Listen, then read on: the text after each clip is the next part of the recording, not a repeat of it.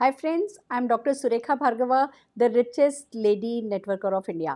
पैसा कमाना और पैसा कमाना सिखाना मेरा पैशन भी है और मेरा प्रोफेशन भी है। और जैसा कि हमने आपसे प्रॉमिस किया है कि हम इंडस्ट्री के एक से एक लेजेंड लीडर से आपको मिलाएंगे, तो आज भी एक ऐसा ही सेशन है। हम आपको एक बहुत नायाब हीरे से आज मिलाने वाले हैं। पर जैसा कि अपने हर सेशन की शुरुआत मैं एक कहानी से करती हूँ, आइए पेश है एक खूबसूरत सी कहानी।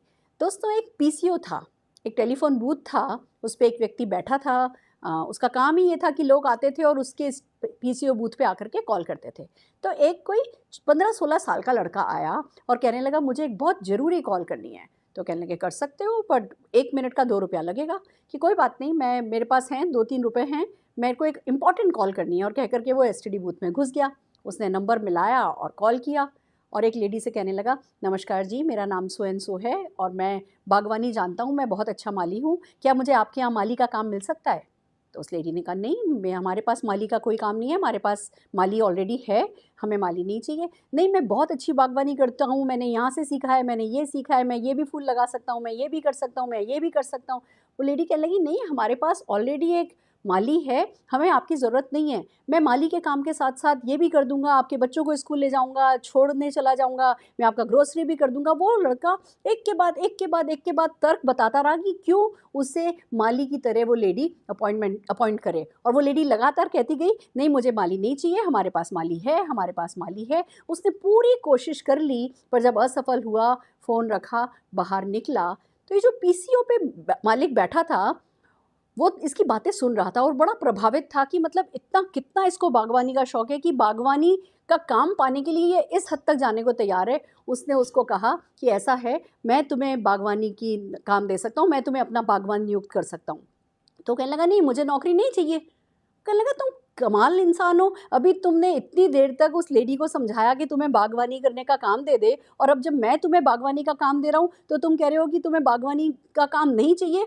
वो कहने लगा, मैं एक्चुअली ऑलरेडी उस लेडी के यहाँ काम करता हूँ, मैं ही उनका माली हूँ। मैं तो सिर्फ ये देखना चाह रहा था कि क्या ये मेरे काम से खुश हैं, ये कहीं मुझे रिप्लेस तो नहीं करना चाहती हैं, किसी भी तरीके से मेरे कारण ये कोई इनमें असंतोष तो नहीं है। मैं सिर्फ अपनी परफॉर्मेंस चेक करना चाह रहा था, मैं अपना एक्सीलेंस चेक करना चाह रहा था, और इसीलिए मैंने ये कॉल किया था। दोस्तों, वो व्यक्ति सरप्राइज था, पर सच तो ये ही है कि ज़िंदगी में ऐसे ही लोग सफल होते हैं जो अपने मालिक की एसेट बनना चाहते हैं, जो अपने मालिक को खुश करना चाहते हैं। और ये ही न केवल सफलता का राज होता है, यही राज है नेटवर्क मार्केटिंग में सफलता का। जब हम जिस नेटवर्क मार्केटिंग कंपनी में होते हैं, उस कंपनी के जो मालिक होते हैं, उस कंपनी के जो प्रमोटर होते हैं, उस कंपनी के लिए जब हम एसेट बनने की ठान लेते हैं, जब हम उस कंपनी में सफल होने के लिए और उस कंपनी को सफल बनाने के लिए कुछ भी कर गुजरने को तैयार हो जाते हैं, तब हमें मिलती है अपनी मनचाही सफलता। और फिर वो जो सबसे बड़ा बागवान है, वो जो हर बाग का मालिक है, वो पिता परमेश्वर, जब हम उसकी एसेट बनने की ठान लेते हैं, जब हम उसको खुश करने का ठान लेते हैं, और हम हर वक्त अपनी हर हरकत उसके मापदंडों पे खरा उतरते हुए करते हैं, तब मिलती है ज़िंदगी में सबसे बड़ी सफलता। ये ही सीख देती है ये कहानी, और ये ही सीख देते हैं हमारे आज के लीडर।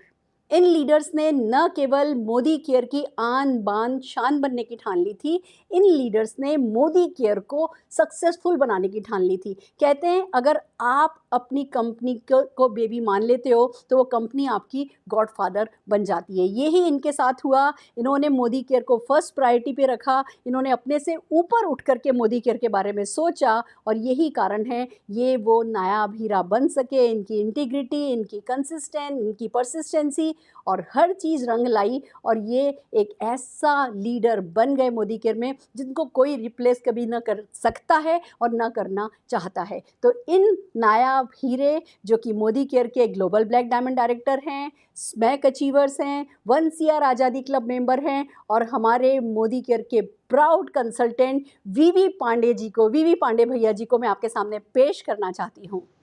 दोस्तों, नमस्ते, नमस्ते भैया। नमस्ते नमस्ते नमस्ते नमस्ते आप दी। आपका स्वागत है भैया।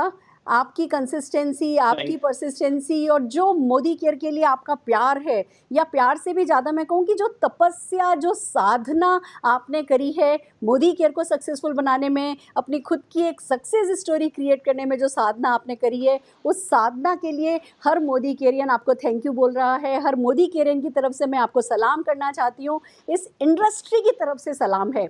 आपकी सक्सेस स्टोरी न केवल मोदी केयर वालों के लिए उदाहरण है, इस इंडस्ट्री के लिए उदाहरण है, और सबसे बड़ा आप उदाहरण बन गए हैं कि व्यक्ति जो चाहे वो पा सकता है, व्यक्ति जो करना चाहे वो कर सकता है। आपका बहुत बहुत शुक्रिया भैया, इस चैनल पर आने के लिए शुक्रिया। अपनी सफलता की इस कहानी को आज हमें बताना आपने शुरू करना है, आप बताने वाले हैं, उस कहानी के लिए आपका बहुत बहुत शुक्रिया। स्वागत है भैया। थैंक यू दी। पहले तो आपको सत नमन, बहुत बहुत प्रणाम और दिल से धन्यवाद कि आज आपने एक मुझे अवसर दिया है यहाँ पर आने के लिए। आज सुबह मैं सोच रहा था कि आज मैं इस लाइव सेशन में जा रहा हूँ, मेरा खुद का इंटेंशन क्या होगा, क्या मैं सोच के जा रहा हूँ, क्या मैं खुद को प्रोजेक्ट करने जा रहा हूँ। अंदर से एक आवाज है कि नहीं, शायद परमात्मा ने और सुरेखा दी ने मुझे एक अवसर दिया है कि आज मैं हिंदुस्तान के लाखों लोगों के दिलों को छू सकता हूँ, उनको ये बता सकता हूँ, उनको विश्वास दिला सकता हूँ। यदि मैं कर सकता हूं और मेरी जिंदगी बदल सकती है, तो मेरे दोस्त आप सब लोग की जिंदगी बदल सकती है। यदि आप हमेशा से मेरे लिए आइडियल रही हैं, हमने जब मोदी केयर स्टार्ट किया था, आपका नाम हम लोग के लिए एक मोटिवेशन था, और मुझे बहुत प्राउड है कि आपने हर मोमेंट, हर क्षण, हर परिस्थिति में आपने हमेशा प्रूफ किया है कि आप सच में एक महान लीडर ही नहीं बल्कि एक महान इंसान भी हैं।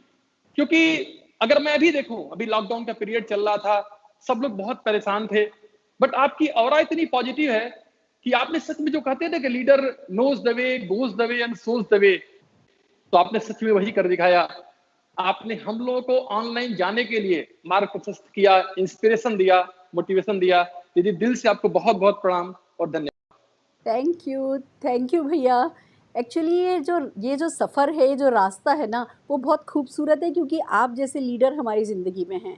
आप हमें देख के प्रेरित होते हैं, हम आपको देख करके प्रेरित होते हैं, और मुझे बड़ी खुशी है कि आप मोदी केयर के एक इतने स्ट्रॉन्ग पिलर एक तरफ हैं, दूसरी तरफ जो आपकी और हमारी रेपो है। भले आप हमारे क्रॉस लाइन है, मतलब हम आपस में क्रॉस लाइन है, हमारी सेम LOS नहीं है, पर कभी आपने फील नहीं कराया। बल्कि मैं अपने नेटवर्क के बहुत कम लोगों को भैया बोलती हूँ, मैं आपको भैया बोल, दो भाई बहन मिलकर के प्यार मोहब्बत के साथ रहते हैं, तो ये माता पिता की जीत होती है कि वो भाइयों में आपस में पाए, वो प्रेम करवा पाए। शायद यही मोदी केयर की जीत है कि यहाँ पे कोई क्रॉस लाइन या कोई इस तरीके का कोई वातावरण ही नहीं है। हम सब लोग मिलकर के आपस में एक परिवार की तरह, चाचा ताऊ सगे भाई बहन, हम सब मिलकर के रह पाते हैं, और मुझे लगता है इसमें आपका और मेरा रोल बहुत बड़ा है।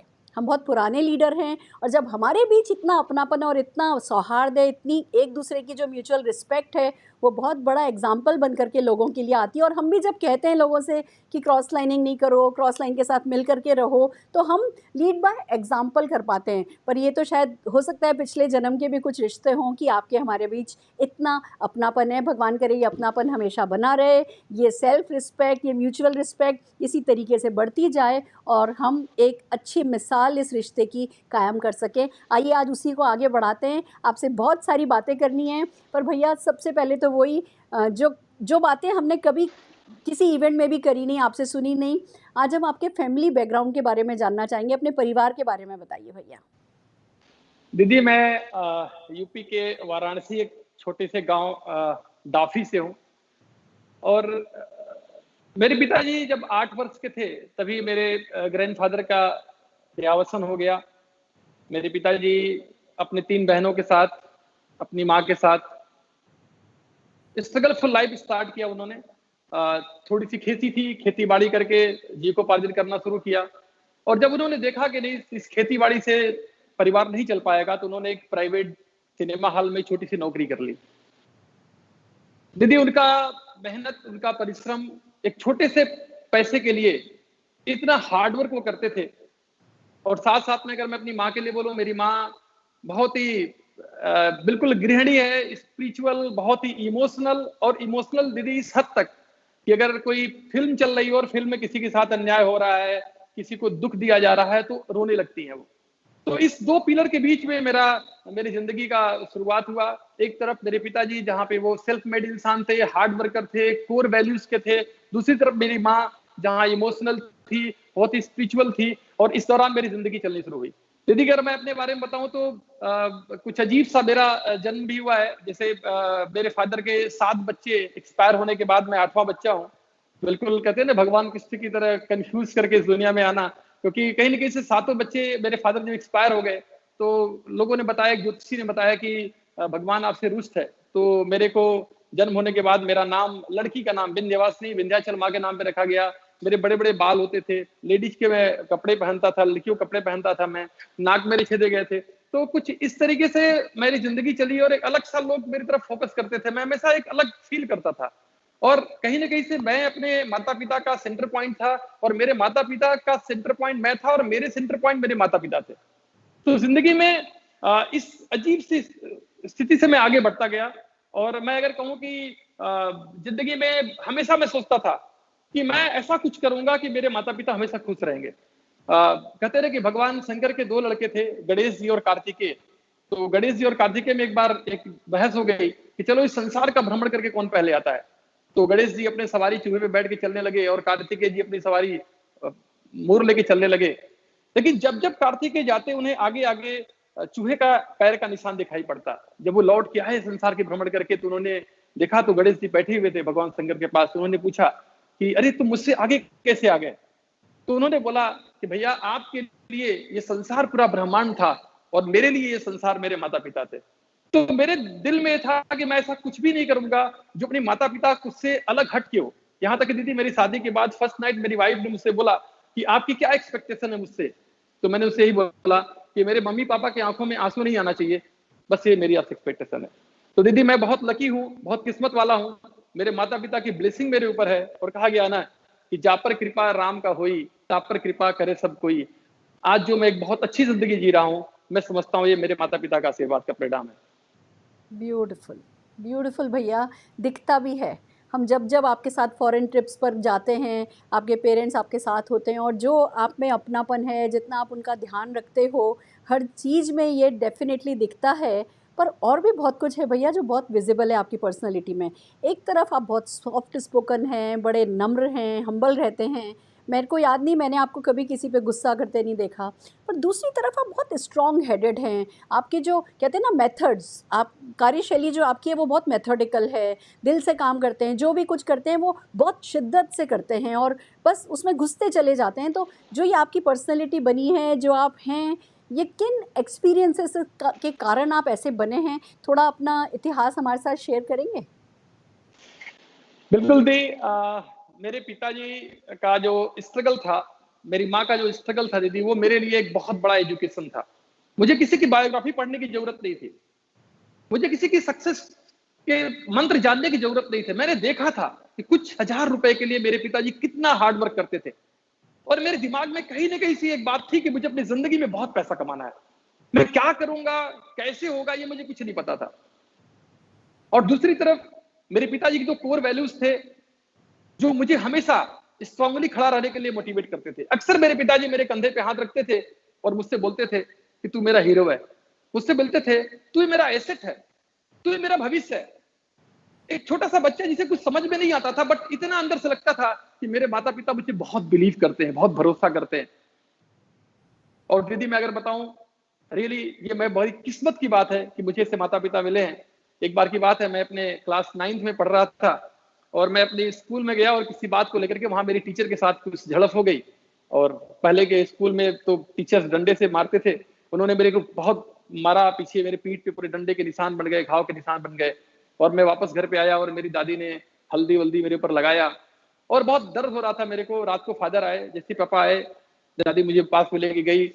उन्होंने पूछा क्या हुआ था, और जैसे ही मैंने बोलना शुरू किया, मैंने पहले टीचर को गाली यूज किया, शब्द यूज किया अपने अपने अपने गुरु के लिए, और शब्द बोल करके मैंने बोलना शुरू किया, उन्होंने इसलिए मार दिया।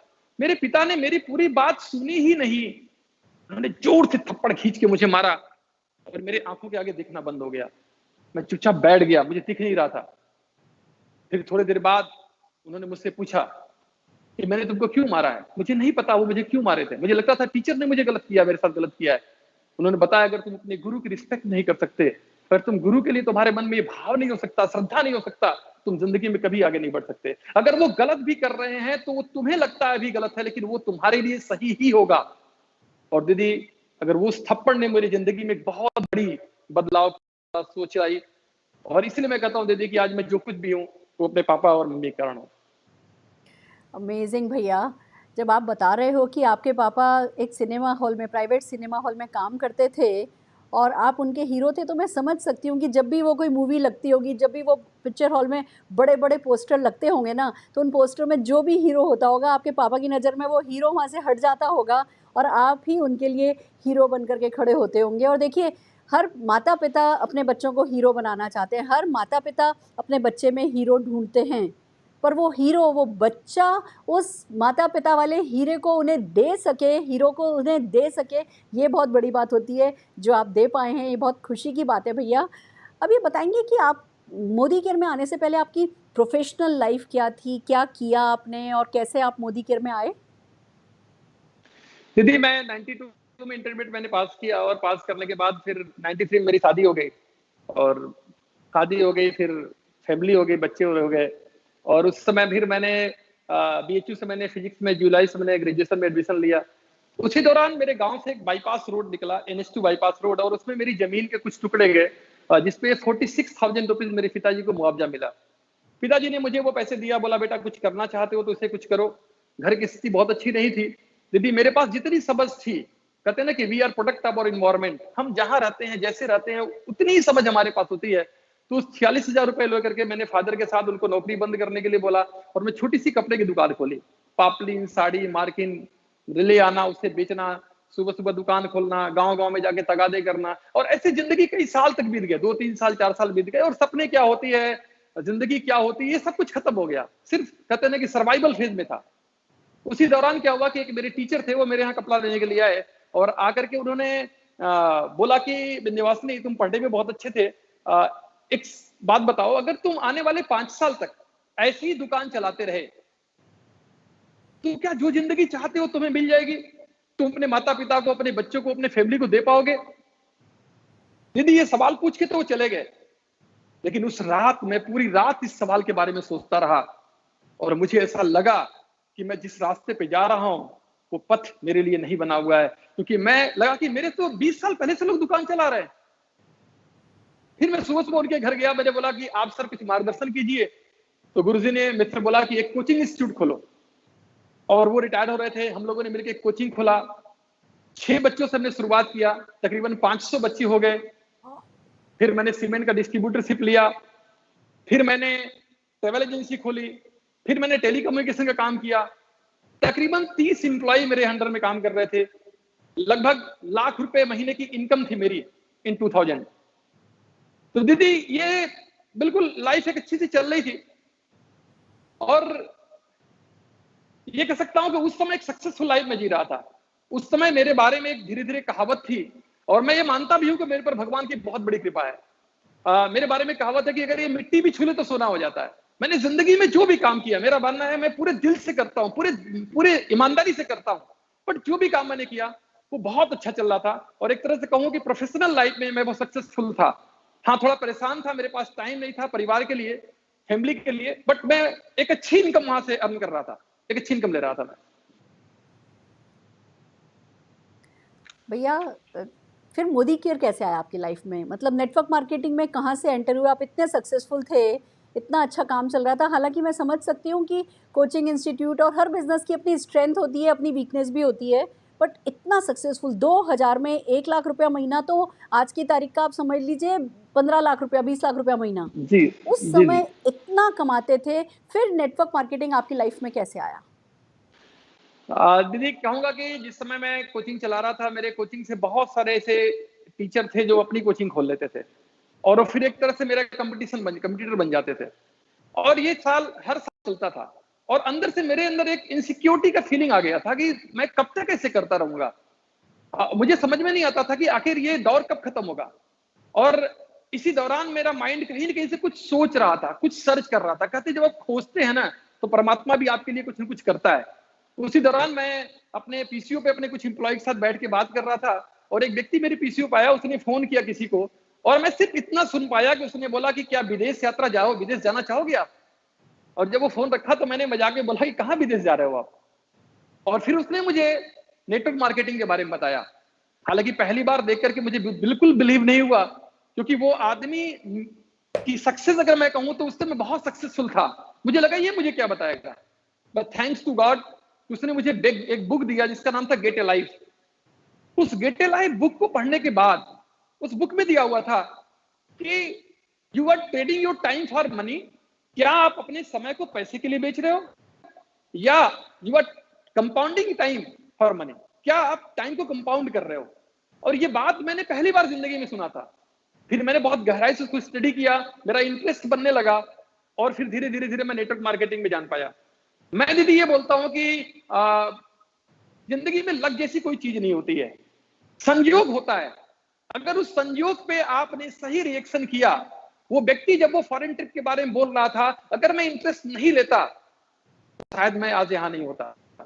और मैं ये भी कहना चाहूंगा कि मैं एक सही प्लान दिखाने का परिणाम नहीं हूं, बल्कि मैं सही कई बार फॉलो करने का परिणाम हूं। उस व्यक्ति ने मुझे बार बार फॉलो किया, और संजोग की बात कि उसके पहले जब वो फॉलो करता था मैं उसे वैल्यू नहीं देता था, लेकिन जब मैंने बुक पढ़ा तो मुझे लगा कि नहीं, मुझे ये करना चाहिए। और तो इस तरीके से मैं मोदी केयर बिजनेस के अंदर आया। अमेजिंग भैया। मतलब कितने ही लोग होंगे जो कि बूथ चलाते होंगे। पीसीओ बूथ उस समय में बहुत पॉपुलर बिजनेस माना जाता था, और उस बूथ पे आकर के न जाने लाखों करोड़ों लोग अपने बिजनेस को डिस्कस करते होंगे। पर सचमुच जिसको संजोग कहते हैं कि आप उस बूथ पर थे, आपने किसी को बिजनेस के बारे में बात करते सुना, फॉरेन ट्रिप के बारे में बात करते सुना, और उसको सीरियसली लिया। सुन करके अगर अनदेखा कर दिया होता तो आज हम सब वंचित रह जाते इस बिल्कुल। मतलब आप जैसी शख्सियत से मिलने के लिए, और आपको इतना करीब से जानने, समझने, आपकी सफलता को देखने के लिए। It's so amazing. मैं उस व्यक्ति का शुक्रिया अदा करना चाहूँगी जो अपने सपनों को पूरा करने के लिए आपके बूथ में आया था। तो इस तरीके से आपकी मोदी केयर में जॉइनिंग हो गई भैया। फिर ये जो जुनून चढ़ा, जो दिखता है, मतलब आप अब इतने सक्सेसफुल हैं, पर मुझे कभी आपके जुनून में रत्ती भर भी कोई कमी नहीं दिखी है। आज भी बिल्कुल जैसे कोई पहले फर्स्ट 90 डेज़ में कोई कंसल्टेंट होता है तो जैसा होता है ना, मैं आज भी जब भी आपको मिलती हूँ, आपको आपके फर्स्ट 90 डेज़ में ही देखती हूँ। तो भैया ये जुनून कैसे आया? कहाँ से इतना पैशन लाया आप? दीदी कुछ चीजें मैं शेयर करना चाहूंगा। मैं इस बिजनेस के अंदर जब आया था तो बहुत पैशनेट था इस बिजनेस को लेकर के। सबसे पहला कारण ये था कि मुझे बहुत बड़ा पैसा चाहिए था। ये शुरू से मेरे दिमाग के अंदर थी, क्योंकि मैंने पैसे की किल्लत को देखा था, परेशानी को देखा था। हमारे पास एक घर होता था जिस घर में ऊपर से दीवार से छत से पानी गिरता था, और हम दीवार से सबके खड़े होते थे। हमारे पास पैसे नहीं होते थे कि हम उस दीवार को, छत को बना पाए। और कहा गया दीदी ने कि जिसके पैर न फटी बेवाई वो क्या जाने पीर पर आई। तो इतना मैंने पैसे की किल्लत को देखा था कि मेरे मन में शुरू से एक पैशन था कि मुझे बहुत पैसा कमाना है। और जब ये कॉन्सेप्ट मुझे दिखाया गया और बताया गया, और एक शब्द यूज किया गया था, फाइनेंशियल फ्रीडम, और ये शब्द सुनने के बाद मतलब मेरे अंदर एक बहुत बड़ी एनर्जी आ गई कि मुझे ये पाना है। मेरे पास इतना पैसा होना चाहिए कि मैं जो भी करना चाहूं मैं कर सकूं। और जब बताया गया कि आप जिंदगी में जब नेटवर्क बना लेंगे, एक बड़ा नेटवर्क आपके पास होगा, तो आप बहुत बड़ा पैसा कमाएंगे। अगर आपके पास सपने हैं तो आपके पास टीम होनी चाहिए। तो मुझे लगा कि ये टीम कैसे बनेगी। और जब इस कॉन्सेप्ट को देखा मैंने कि नहीं, बी ए यूजर एंड बे की यूजर का कॉन्सेप्ट है कि यूजर बनना और यूजर बनाना है।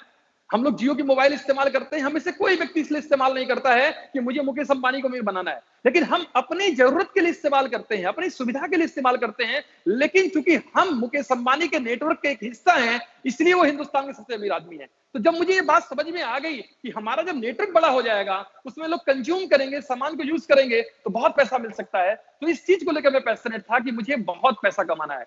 दूसरी चीज दीदी, जब मैं काम करना शुरू किया तो मैं बहुत बहुत एक्साइटेड था। शुरू में मैं बहुत जोश से काम कर रहा था, लेकिन सच तो यह है कि कुछ दिनों के बाद मैं डर डर के काम कर रहा था।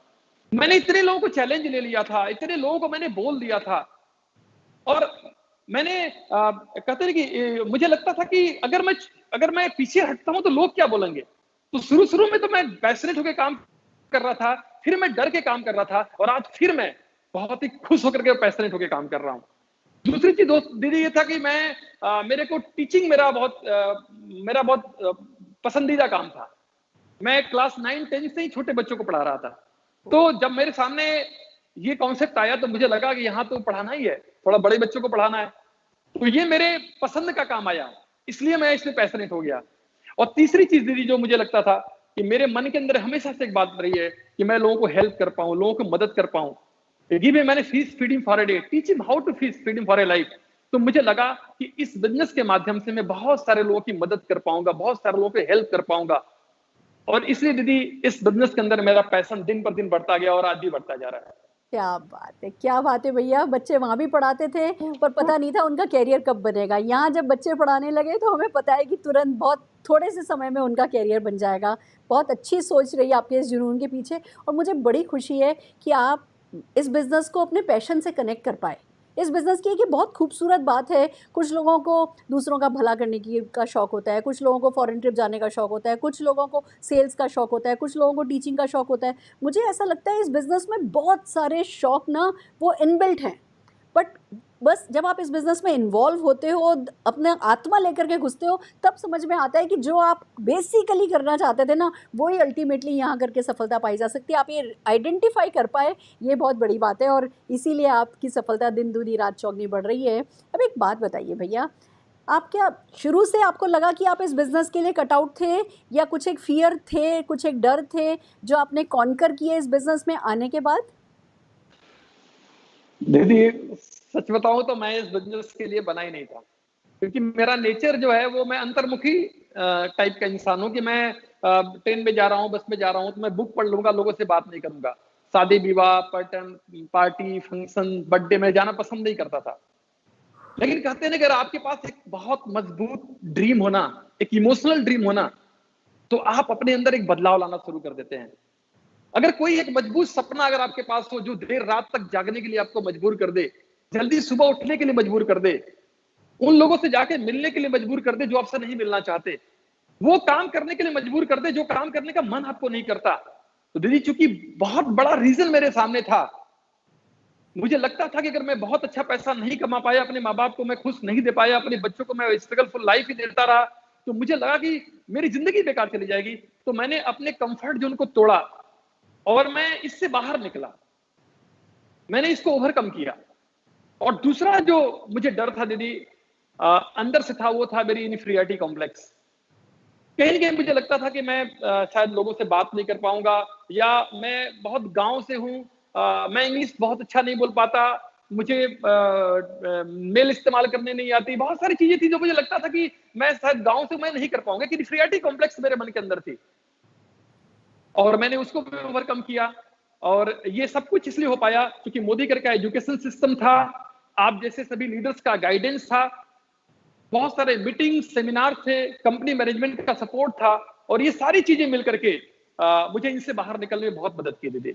मैं बहुत थैंकफुल हूँ उन सभी लोगों का जिन्होंने डायरेक्ट या इनडायरेक्ट मेरी जिंदगी में वैल्यू ऐड किया है। फैंटास्टिक, अमेजिंग भैया। ये जो हीन भावना है ना, इन्फीरियरिटी कॉम्प्लेक्स, लोग या तो इसके कारण ख़त्म हो जाते हैं या लोग इसके कारण बन जाते हैं। मैंने इन्फीरियरिटी कॉम्प्लेक्स को जो लोग यूज़ कर लेते हैं, जो उस कॉम्प्लेक्स को ख़त्म करने के लिए ज़िंदगी में जो वो करना नहीं चाहते या जिस काम से डरते हैं, वो अपने आप को डेवलप करने के लिए जब वो काम करने लगते हैं, तो वही इन्फीरियरिटी कॉम्प्लेक्स उनकी ताकत बन जाती है। और जो अपनी हीन भावना को लेकर के बस घर में घुस जाते हैं, एक्शन ख़त्म कर देते हैं, वो कहीं गर्त में चले जाते हैं। मुझे बहुत खुशी है भैया, और ये बड़ी बधाई की बात है कि आप इतने सारे फ़ियर, मतलब इस बिज़नेस में यही सबसे बड़े फ़ियर हैं जो सामने आते हैं कि हम अंतर्मुखी हैं, हमें बोलना नहीं आता, या भैया हम जो है हमें खुद में आत्मविश्वास नहीं है। और ज़्यादातर लोग होते हैं जो इन 2-3 कारणों से पीछे रह जाते हैं, और यही कारण है जो आपने कॉन्कर कर लिए, यही फ़ियर आपने कॉन्कर कर लिए, तो आप आगे बढ़ गए। बहुत बड़ी इंस्पिरेशन हैं भैया आप। अब एक बात बताइए, रातों रात तो नहीं हो गया होगा आपका भी बिज़नेस। जब आपने बिज़नेस शुरू किया और यहाँ तक जो आप ये बिज़नेस एम्पायर इतनी बड़ी खड़ी कर पाए हो, तो चैलेंजेस तो ज़रूर से आए होंगे। क्या चैलेंजेस हैं जो आपने फेस किए भैया? दीदी बहुत सारे चैलेंजेस आए। पहले तो हमारे अपने लोगों ने ही मुझे मना कर दिया, जिन पे मुझे बिलीव था, भरोसा था। और सबसे ज्यादा जो चैलेंज मुझे दीदी आया वो मैं खुद था, क्योंकि कहीं ना कहीं मैं सक्सेसफुल था और कहीं ना कहीं से इंटरनली मैं मानता था कि मैं सक्सेसफुल हूं, तो मेरा एक ईगो लेवल था। जब मैं सिस्टम में आया तो मैं अपने आप को चेंज होने के तैयार नहीं था, बल्कि मैं अपने हिसाब से सिस्टम को ढालने के हिसाब से हो गया। जैसे कहते हैं एक अच्छा टीचर, एक अच्छा प्रिंसिपल नहीं हो सकता, जो कि टीचिंग पर्सनल पावर की चीज है, लेकिन प्रिंसिपल होना एक मैनेजमेंट का काम है। बट जब मैं इस कॉन्सेप्ट में आया तो मैं अपना ही कॉन्सेप्ट चलाने लगा, अपना ही सिस्टम चलाने लगा, जिस कारण से मुझे बहुत सारी दिक्कतें आई। 7 महीने में दीदी मैं इस बिजनेस के अंदर सिल्वर हुआ था, 7 मंथ, 17,000 रुपए की चेक थी। विदाउट एक्सपर्ट सजेशन मैंने अपने सारे बिजनेस को क्लोज कर दिया। और सिचुएशन दीदी ये हो गई कि मुझे अपनी बाइक घर पे रखनी पड़ी, कभी कभी मुझे बाइसिकल से जाना पड़ता था। हाँ। एक जिद था अंदर से और बिलीव था। मेरे घर से तकरीबन 40 किलोमीटर दूर एक जगह पड़ती है, चुनार डगमगपुर। दीदी वहां मैं एक बार एक्टिविटी का डेमो करने के लिए गया था, और डेमो करने के बाद जब मैं आ रहा था, रास्ते में चुनार के पास एक चचेरी मोड़ पड़ता है, एक जगह पड़ता है, वहां मुझे बहुत प्यास लगी। तकरीबन दिन के 2 बज रहे थे। मैं सोचा क्या करूं, मैंने जेब में हाथ डाला तो मेरी जेब में 3 रुपए थे, और मैंने वो 3 रुपए सोचा अगर मैं कुछ खा लेता हूं तो शायद, अगर साइकिल में पंचर हो गया तो मैं कैसे लगाऊंगा, या कुछ दिक्कत हो गई तो फिर मैंने वहां पे एक हैंडपंप चल रहा था, वहां मैंने पानी पिया, और पानी पीते ही मुझे याद नहीं, मैं बेहोश हो गया। थोड़ी देर बाद बगल में मुझे होश में आया, और दीदी आज मोदी ने यहाँ मुझे पहुंचाया है। आप सब लोग की ब्लेसिंग और दुआओं से यहाँ पहुंचा हूँ। मेरा मानना है कि मेहनत करने से इंसान कभी जिंदगी में आगे नहीं जा सकता जब तक कि लोगों की दुआएं ना हो। और मैं जब भी मर्सिडीज से अपने गुजरता हूँ, आज उस रास्ते से दीदी, मैं रुकता हूँ, मर्सिडीज को रुकता हूँ, चाहे जितना भी जल्दी हो मैं रुकता हूँ, और रुकने के बाद मैं उस जाकर के हैंडपंप को छूता हूँ। मेरे रोंगटे खड़े हो रहे हैं, और मैं छूता हूँ, और भगवान को थैंक यू बोलता हूँ, अपने माता पिता को थैंक यू बोलता हूँ, समीर सर को थैंक यू बोलता हूँ, सारे लीडरशिप को थैंक यू बोलता हूँ कि उन्होंने मुझे गाइडेंस किया। मेरे अंदर एक ग्रेटिट्यूड के बाद फीलिंग थी मेरे अंदर। मेरे पिताजी ने वो संस्कार दिया था कि आपको जिस काम को करो पूरे लॉयल्टी से करो, पूरे 100% दिल से करो। दीदी अगर मैं रुक गया होता तो क्या होता, आज मेरी जिंदगी कहां होती।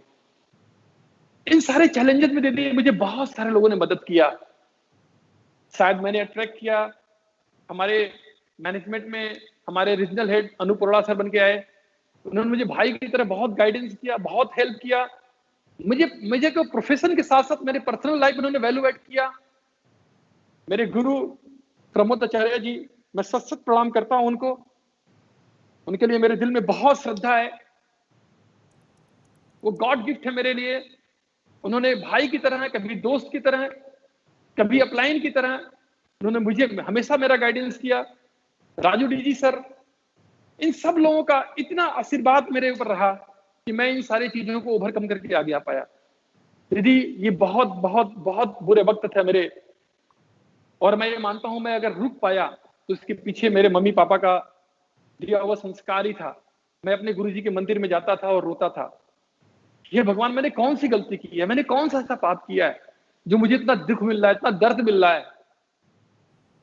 लेकिन शायद भगवान मुझे बहुत प्यार करता था, और वो जो अंधेरी रात मेरी जिंदगी में आई थी दीदी, उसने ही मुझे इतना बिल्ड किया कि आज मैं इतने कॉन्फिडेंटली अपनी लाइफ को लीड कर रहा हूं। बस यही कहूंगा कि परमात्मा सब लोगों को ऐसी जिंदगी दे जो मुझे दिया है। Thank you. अमेजिंग भैया। अगर आपने वो जो दुकान पे बैठे थे ना, उस दुकान पे ही बैठे रहते तो शायद ये चैलेंजेस कभी नहीं आते।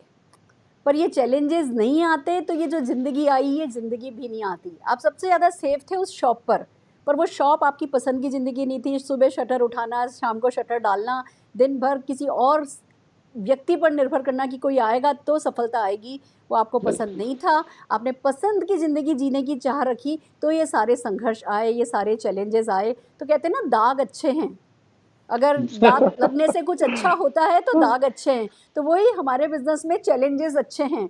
अगर समुंदर पे खड़ा रहेगा किनारे पर जहाज, तो वो कभी कभी लड़खड़ाएगा ही नहीं, कोई तूफान उसे कभी परेशानी नहीं करेगा। पर जहाज बना नहीं होता किनारे पे रहने के लिए, जहाज बना होता है समुंदर पे जाने के लिए। और वही हमारी ज़िंदगी का है, हम किनारे पे खड़े होने के लिए नहीं बने, हम एक्सप्लोर करने के लिए, हम अपने पोटेंशियल को एक्सप्लोर करने के लिए, हम अपने पेरेंट्स के वो फेवरेट, वो हीरो बनने के लिए बने हैं, उनका नाम रोशन करने के लिए बने। और इसी संघर्षों के कारण, आप वो कर पाए, ये बहुत खुशी की बात है भैया। अब बताइए, आपकी जो आपने ऑल अक्रॉस इंडिया इतना बड़ा, इतना खूबसूरत एक से एक लीडरशिप वाला जो नेटवर्क क्रिएट किया है, तो आपका सक्सेस का मूल मंत्रा क्या है? क्या करते हैं आप और क्या करने का सजेशन देते हैं सबको? दीदी, पहली चीज तो मैं ये बोलना चाहूंगा कि किसी भी काम को जो हम कर रहे हैं तो बहुत पवित्र भावना से हम करें, बहुत पवित्र नियत से हम करें। क्योंकि देखिए, जब हम किसी चीज को देखते हैं ना, तो हम उसे अपनी आंखों से नहीं देखते हैं, बल्कि हम उसे अपने दिमाग से देखते हैं। हमारे दिमाग में जो चल रहा होता है ना, हमारी आंखें वही देखती हैं। हमारी आंखें हमारे दिमाग की गुलाम होती हैं। अगर सड़क पे जाते किसी लड़की को हम देखते हैं और मेरे अंदर चल रहा है कि वो मेरी बहन है, तो उसके अंदर मुझे बहन दिखाई पड़ेगी। चल रहा है मेरी गर्लफ्रेंड है, तो उसके अंदर गर्लफ्रेंड दिखाई पड़ेगी। मेरी बेटी है, मेरे गुरु हैं। और जैसा हम सोचेंगे वैसा हम देखेंगे, और वैसी ही ऊर्जा हमारे अंदर आएगी। और ऊर्जा जो आएगी ना, ऑटोमेटिकली एक्शन में बदल जाएगा। अगर मैं किसी को गुरु मानता हूं मैं, तो उसको देखते ही मेरा सर झुक जाएगा। और जब एक्शन हम करने लगेंगे तो रिजल्ट होगा, और जब रिजल्ट होगा तो वैसी लाइफ होगी। मेरा मानना है इस बिजनेस को राइट एटीट्यूड के साथ करने की जरूरत है। कम से कम 3 से 5 साल तक के लिए माइंडसेट के साथ। ओवरनाइट हम अमीर नहीं बनेंगे ऐसा मान करके कि नहीं, एक प्योर बिजनेस है, इस माइंडसेट के साथ काम करने की जरूरत है। क्योंकि जैसी सोच के साथ आप आएंगे वैसी एनर्जी के साथ आप काम करेंगे। दूसरी चीज जो मेरा मानना दीदी है कि कंटिन्यूअस एफर्ट डालने की जरूरत है। अगर आप आते हैं और आने के बाद आप 1 महीने या 2 महीने या 1 साल बहुत दिल से काम करते हैं और उसके बाद फिर रुक जाते हैं, तो फिर आपका एफर्ट जीरो हो जाता है। जैसे मैं कहूं कि अगर मैं यहां पर 1 ड्रम पानी गिरा दूं तो कुछ नहीं होगा, पानी फैल जाएगा इस फर्श पे। लेकिन मैं 1 ड्रम पानी को बूंद बूंद करके गिरा दूं तो उतना ही पानी यहां पे बड़ा सा गड्ढा बना देगा, एक जगह बना देगा। तो अगर हम इस बिजनेस में आए हैं तो कंटिन्यूअस एफर्ट के साथ काम करें। दूसरी चीज दीदी मैं कहना चाहूंगा कि नो इज नेचुरल। आप सब लोग जो इस बिजनेस में आए हैं, ऐसा नहीं कि जिंदगी में पहली बार ना सुन रहे हैं। जिंदगी कभी ना सुना ही नहीं था, पहली बार हमने चलना नहीं सीखा था, बोलने में पापा मम्मी बोलने में 5-5 साल लग गए हमें। इस बिजनेस में आए तो थोड़ी सी में सफलता मिलेगी। जब समुद्र मंथन हुआ, ब्रह्मा जी के पास सब लोग गए और लोगों ने बोला कि प्रभु, इस मृत्यु लोक में बहुत सारी चीजों की जरूरत है और समुद्र में बहुत सारी चीजें हैं। तो ब्रह्मा जी ने पहला मैसेज दिया कि nothing free in the life. उन्होंने बोला कि पहले तो आपको कर्म करना पड़ेगा, समुद्र मंथन करना पड़ेगा, फ्री में नहीं मिलेगा, आप भगवान है तो भी। तो समुद्र मंथन हुआ, यानी कर्म करना पड़ा। और कर्म करने के बाद पहले क्या निकला? पहले विष निकला, पहले अमृत नहीं निकला। यानी जब भी हम जिंदगी में काम करना शुरू करेंगे, पहले में मुश्किलें आएंगी, पहले में परेशानियां आएंगी। और चौथी चीज मैं कहना चाहूंगा, always be connected with your upline mentor guide. अगर आप सक्सेसफुल होना चाहते हैं तो हमेशा अपने अपलाइन और मेंटर और गाइड के कनेक्शन में रहिए। अगर आप कनेक्शन में हैं, सारी चीजें आपके लिए पॉजिटिव हैं। एक अमरूद का फल अगर अमरूद के पेड़ से लगा हुआ है तो सारी चीजें उसके लिए पॉजिटिव हैं। वो जो बारिश हो रही है वो फल के लिए अच्छा है, जो धूप है वो पत्तियों से क्लोरोफिल से खाना बन करके उस फल के लिए अच्छा है, जो हवा चल रही है वो उस फल के लिए अच्छा है। लेकिन जैसे ही वो फल अपने आप को अपने पेड़ से अलग कर लेता है, अब वो सारी चीजें उसके लिए नेगेटिव हो जाती हैं। वही बारिश अब उसे सड़ाने लगती है, वही धूप उसे सुखाने लगती है, वही हवा उसे बर्बाद करने लगती है। तो मुझे ऐसा लगता है कि अगर हम सक्सेसफुल होना चाहते हैं, हमें अपने अपलाइन के कांटेक्ट में होना चाहिए, टच में होना चाहिए। बल्कि मैं तो कहता हूं हाथ नहीं पकड़ना चाहिए, बल्कि अपनी हाथ दे देनी चाहिए। सक्सेस आपके कदमों में होगी। अमेजिंग अमेजिंग भैया, कितने बेसिक्स पर कितने dynamic. I am so happy कि आज ये सुनने को मिल रहा है, क्योंकि ये 4 बेसिक किसी की भी ज़िंदगी बदल सकते हैं। Thank you so very much भैया। अब ये बताइए, पाया क्या? कहाँ से शुरू हुए थे? तो क्या मकसद लेके आए थे? कहाँ पहुँच गए हैं?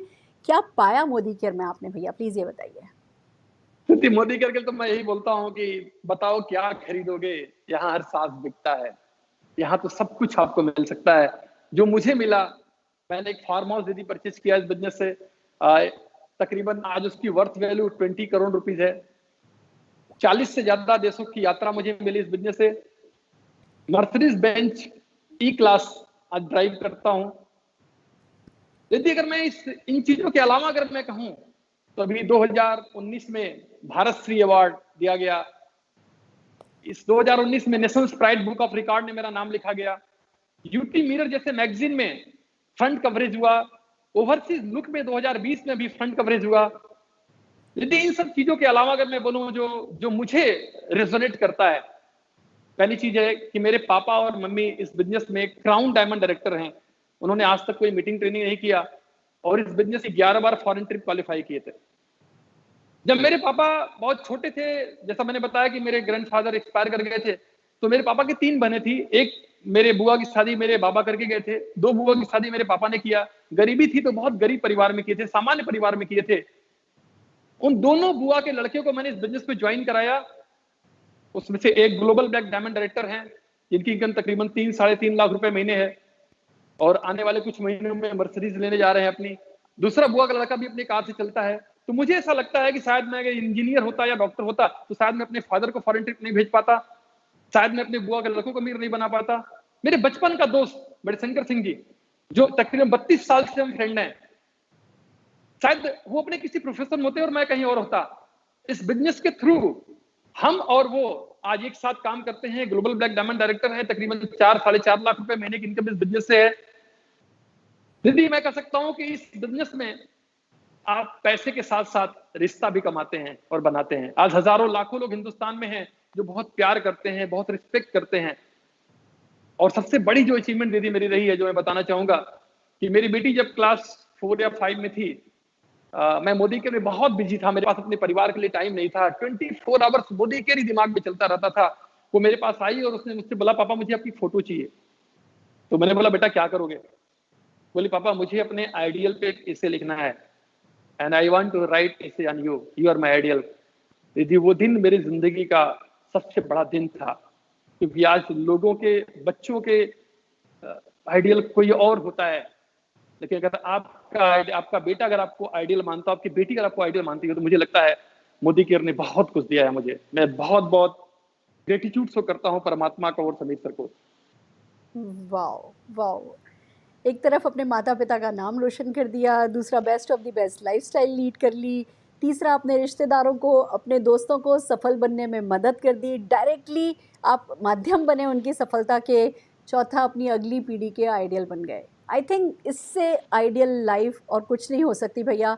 और हमने आपको सुना है, आपकी सुबह बनारस में जो आपके सेशंस आते हैं, जो आपके यूट्यूब पर आपके सेशंस आते हैं, वो 5-5, 10-10 मिनट के सेशन होते हैं, बट वो लाखों की ज़िंदगी बदल सकते हैं। वो किसी किसी को भी आज वो जिस परिस्थिति में है, उस परिस्थिति से बाउंस बैक करने में, उस परिस्थिति से और प्रोग्रेस करने में मदद करते हैं। तो न केवल एक तरफ आप दूसरों के लिए कर पा रहे हो, जो आपकी पर्सनल ग्रोथ हम देख रहे हैं वो भी बहुत इमेंस है, एंड दिस इज़ अमेजिंग। मुझे लगता है आपके पापा जब वो फिल्मी हीरो के पोस्टर देखते होंगे, अब उनके दिमाग में आपकी उस पोस्टर से भी बहुत बड़ी तस्वीर होगी। हमने आप लोगों को साथ में फॉरेन ट्रिप पर देखा है, एंजॉय करते देखा है, और आपके पापा की जो आंखों की चमक है ना, उसके लिए 10 जन्म लेकर के भी ये सब कुछ किया जा सकता है, यही मैं कह सकती हूँ।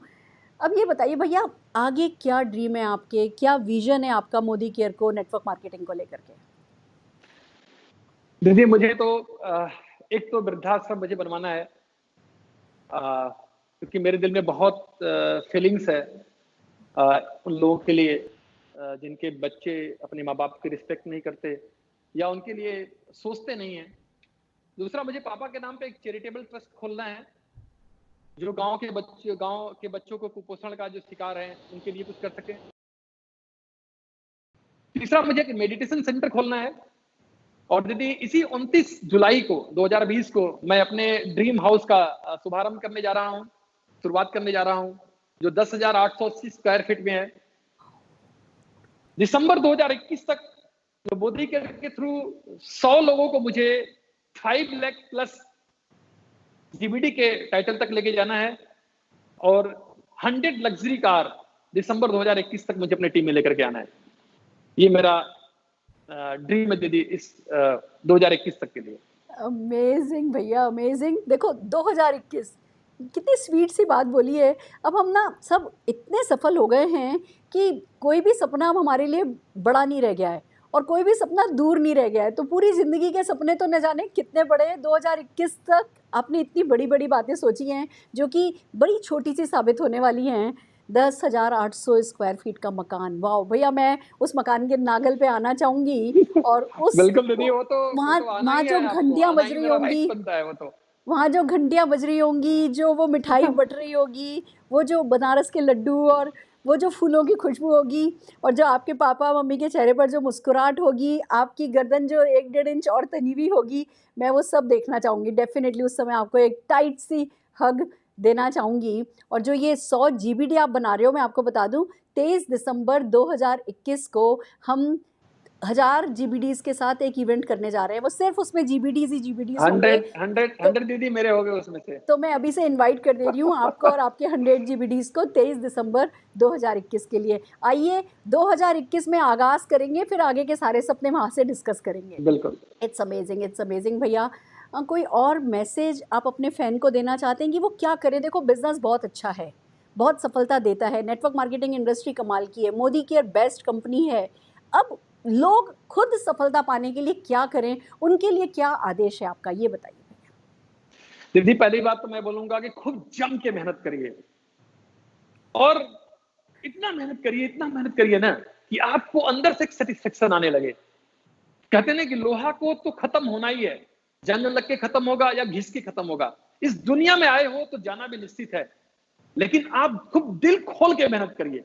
आप देखते होंगे जब दिल से मेहनत करते होंगे ना, आपको बहुत अच्छा लगता होगा। दूसरी चीज मैं कहूंगा कि अपने गोल के लिए फोकस करिए, बट प्रोसेस को एंजॉय करिए।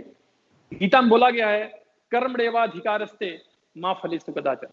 मतलब कर्म करो, फल की इच्छा मत करो। इसका मतलब ये नहीं भगवान कृष्ण ने बोला कि फल के लिए सोचो मत। भगवान कृष्ण ने बोला कि कर्म करो, कर्म करो। कर्म करने में इतना मजा आए, कर्म करने में इतना आनंद आए कि फल की इच्छा ही ना रहे, कर्म ही फल लगने लगे। आपको होम मीटिंग करना, डेमो करना, प्रेजेंटेशन करना, लोगों से बात करना, आपको इसी में इतना आनंद आने लगे, इतना मजा आने लगे कि आपको इसकी चिंता ही ना रहे कि मुझे आगे क्या मिलेगा। और प्रॉब्लम को चैलेंज के रूप में लीजिए। Every problem has hidden gift inside. दुनिया में हर प्रॉब्लम के अंदर एक छुपा हुआ उपहार होता है। जब उस प्रॉब्लम को आप सॉर्ट आउट करते हैं, जब उस प्रॉब्लम को आप चेस करते हैं, तो उस प्रॉब्लम को सॉल्व करने में आपके अंदर से वो क्वालिटीज निकल के आते हैं जो आपको और बड़े बनाते हैं, और महान बनाते हैं, और अलग बनाते हैं। और हमेशा खुश रहिए दोस्तों, क्योंकि खुश रह के खुशहाली लाई जा सकती है। कभी भी ये मत सोचिए कि मेरे साथ क्या हो रहा है, आपके साथ वही हो रहा है जो बेस्ट है। जैसे हमारा बच्चा छोटा सा होता है, वो स्कूल नहीं जाना चाहता, लेकिन उसके गार्जियन हम लोग उसे स्कूल भेजते हैं। वो बच्चा को अच्छा लगता है कि मुझे टेलीविजन देखने का मौका मिले, लेकिन हम उसे स्कूल भेजते हैं क्योंकि उसके लिए स्कूल जाना जरूरी है। वो परमपिता परमेश्वर, वो ईश्वर जानता है हमारे लिए क्या अच्छा है। आज कोरोना आया, बहुत सारे लोग परेशान रहे होंगे। बिलीव करिए मेरे दोस्त, मुझे अंदर से स्टेबिलिटी था, मुझे पता था कि परमात्मा कुछ बहुत अच्छा करना चाहता था। देखिए दोस्तों, आज इतने अच्छे अच्छे success stories, zoom meetings, online business, घर बैठे बैठे 2.5 गुना 3 गुना बिजनेस का बढ़ जाना। दोस्तों ये सब कुछ क्यों हुआ? शायद द प्लानिंग ऑफ गॉड है। वो सब कुछ सोचता है और देखता है जो हमारी समझ के बाहर होता है।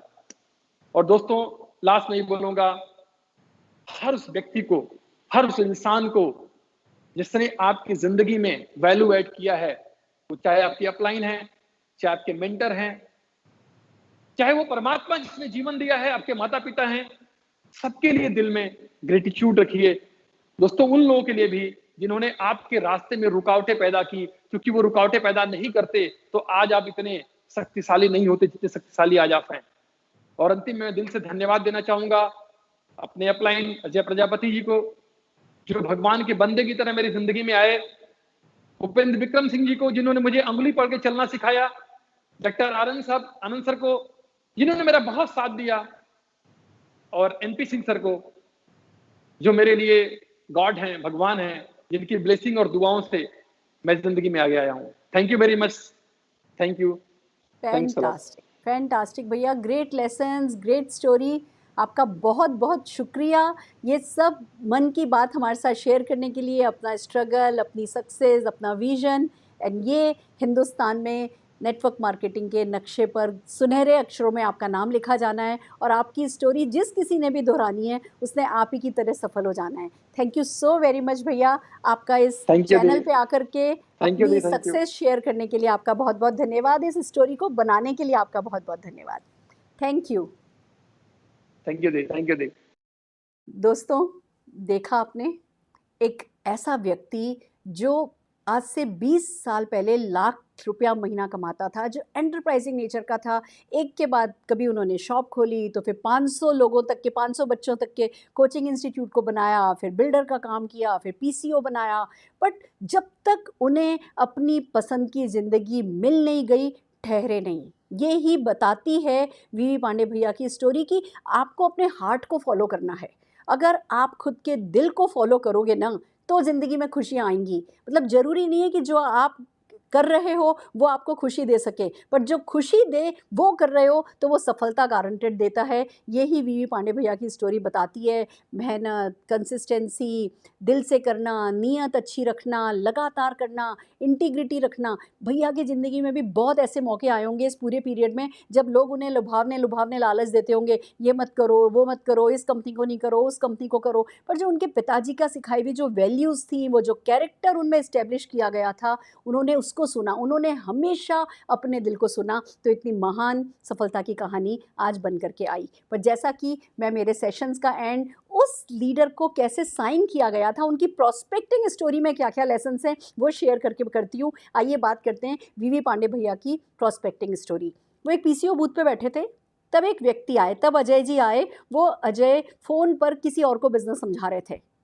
उन्हें तब नहीं पता था कि ये एसटीडी बूथ का मालिक जो है ये इस बिज़नेस को ज्वाइन करने वाला है, पर वो बिज़नेस समझा रहे थे।